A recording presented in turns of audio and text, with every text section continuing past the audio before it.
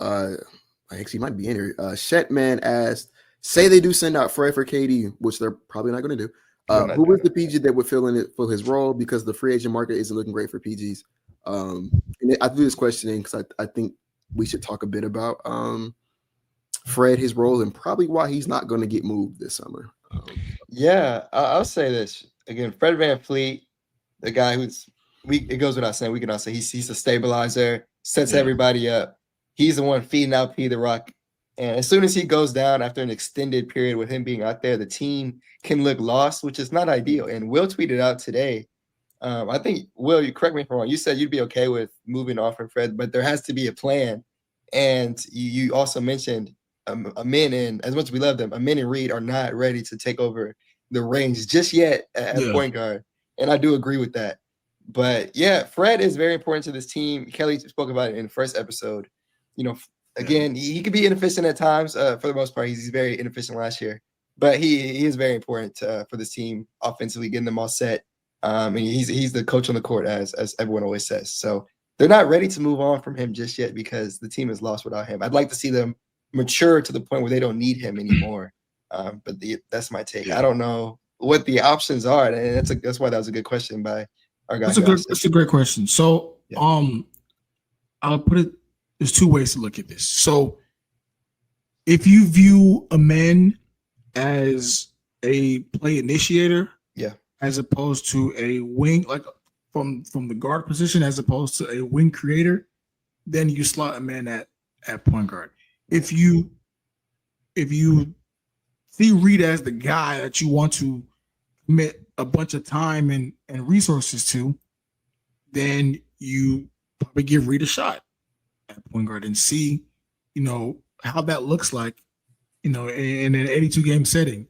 Now, is he ready for that? I don't know. I mean, there have been games that he started, like the Clippers game late last year, where he looked fantastic, looked poised, control.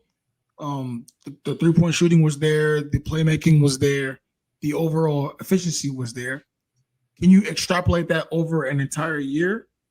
That's the whole point of why the coaching staff is so enamored with the idea of playing Shepherd more, because of what he can bring. And coming out of college, you saw exactly why teams were really essentially salivating over his skill set, right? So if a hypothetical where you were to move Fred for a Kevin Durant deal, I think they would be okay in terms of they would suffer in their overall organization. There's some things that Fred does that you just can't replicate, and having that level of poison control is an unspoken benefit. But if it means that a man becomes a lead ball handler or a Reed, and I think at some point you would figure it out. It might sting in the interim because of what Fred has done over the last 2 years, but I think at some point because KD is also a quality playmaker himself. It's not like he's just a standstill guy. Like he averaged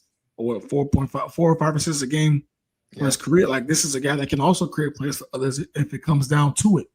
And you still have Şengün, who you probably want to go play through more anyway. There are ways around it. It's just like, given what we've seen over the last 2 years, this team needs Fred. So until we see a world where he's absent for a while and they're playing at a high level without him, I think you're always going to want to have Fred on that team. Potato Head, not too much on Sean, by the way, but go ahead, Will. I'll say people are probably not gonna like me saying this, but I'll say I think that Fred, despite his overall stat line, wasn't the greatest last year, I still think that he is incredibly important to this team on the simple, and it's not including any of the off-court things or any of the locker room, the team huddles, right? The leadership intangibles that you can't quantify with stats, or you can't quantify with the film.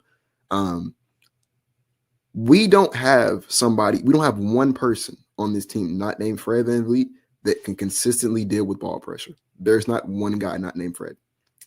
Jalen Green can't do it. Amin Thompson can't do it. Reed Shepherd can't do it. Right? You could, bring in KD and he could, try to do some ball handling duties, but at the end of the day, bro, he's 7 feet tall. Yeah. It's only so much you can do trying to be point guard at 7 feet tall. Yeah. balls traveling a bit higher to you. And on top of that, I think part of the appeal of getting KD would be to kind of lessen his load so that he doesn't have to do as much and he can just focus on scoring 30 a night, right? Like you would want him to focus more on scoring, and we'll say, all right, we'll take care of the defense, we'll take care of the rebounding, right? We're just going to set you at the score as efficient as you can. So I don't want him having to worry about playing point guard for the Rockets. That's not his job. That never has been, never will be. Fred is the only guy on this team who can consistently deal with ball pressure. If we trade Fred away, what is the plan for when we play OKC, right? When they have Alex Caruso and Lou Dort and Jalen Williams, all those other guys out there. When those guys start harassing our ball handlers, what's the plan? We play Minnesota, and they have Alexander Walker and Ant and Jaden McDaniels. You know, there's all these teams out there that have a lot of guys who are POA who harass the ball. Mm-hmm. What's the plan? Because, you know, I love Amin Thompson. I love Reed Shepherd. I think those guys are going to be great one day. Right now, Amin Thompson's handle is not there to deal with ball pressure for a full 48-minute game. You can get away with it in spurts, but if he's your only ball handler or he's your primary, I think you're going to struggle to get into your sets. Yeah. Same thing with Reed. Reed, he was a rookie, didn't play last year. I think handing the keys over to a guy who didn't play at all last year of a 52-win team, probably not the smartest idea in the world. And I know some people are like, we should just live with the growing pains. I don't know about y'all. I kind of want to. I like winning 52 games. I enjoy it too. I want to win more. Right? Yeah, I want to go to the conference finals next year. You know what I'm saying? I didn't like losing in round one. Yeah. And I think it's also kind of unfair to the other guys of the team. I think it's unfair to like Şengün or Jabari or any of the other guys we keep on this team to say, all right, we're gonna put you in a position where your point guard may not be able to dribble. Mm-hmm. Right? Just figure it out. Like, that's kind of unfair to those guys. They've been here. We're trying to win. And I think there's nothing wrong with just saying we're going to bring these guys in, and when they're ready for the job, fine. I think one of the beautiful parts about Fred VanVleet is you're not married to him. You can move if you want to. Like if a man's ready, right? Fred can transition to the bench role, or maybe he gets traded, right? Maybe he can go. Yeah.